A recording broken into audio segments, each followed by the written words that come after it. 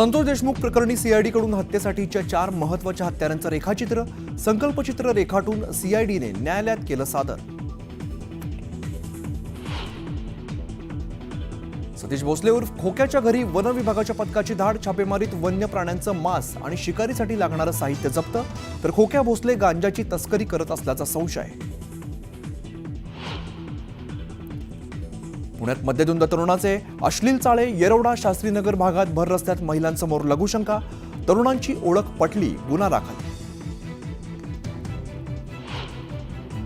पुण्याच्या कोथरूड भागात हाणामारी. गाडी आडवी मारल्याच्या कारणावरून मारहाण. तर सिंहगड कॉलेज परिसरात ऑफिसवरून घरी जाणाऱ्या पती पत्नीवरती हल्ला. पुण्यात कायदा सुव्यवस्थेचा प्रश्न निर्माण. सह्याद्री बंगल्यासमोर रोहिणी खडसेंच्या नेतृत्वात आंदोलन. महिला सुरक्षेच्या मुद्द्यावरून घोषणाबाजी. तर आंदोलनकर्त्यांची पोलिसांकडून धरपकड.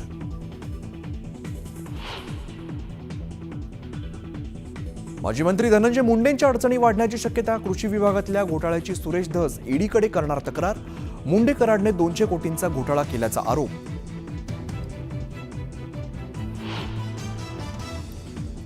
शक्तीपीठ महामार्गाच्या समर्थनार्थ कोल्हापुरात मेळावा. धनंजय महाडिक, पडळकरांची हजेरी. तर महामार्गाला माझा विरोध नाही, हसन मुश्रीफांचं वक्तव्य.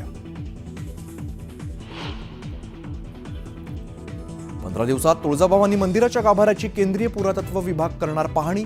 पाहणीनंतरच गाभारा नूतनीकरणाचा निर्णय घेणार. सांस्कृतिक मंत्री आशिष शेलार यांची माहिती.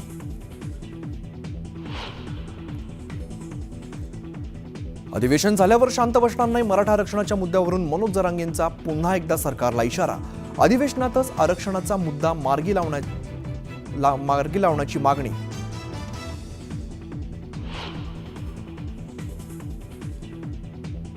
जगभरात महिला दिवस उत्साहात साजरा. राज्यात अनेक ठिकाणी विशेष कार्यक्रम. तर महिलांच्या असामान्य कर्तबगारीचा कौतुक सोहळा रात्री 8 वाजता फक्त न्यूज 18 लोकमतवर.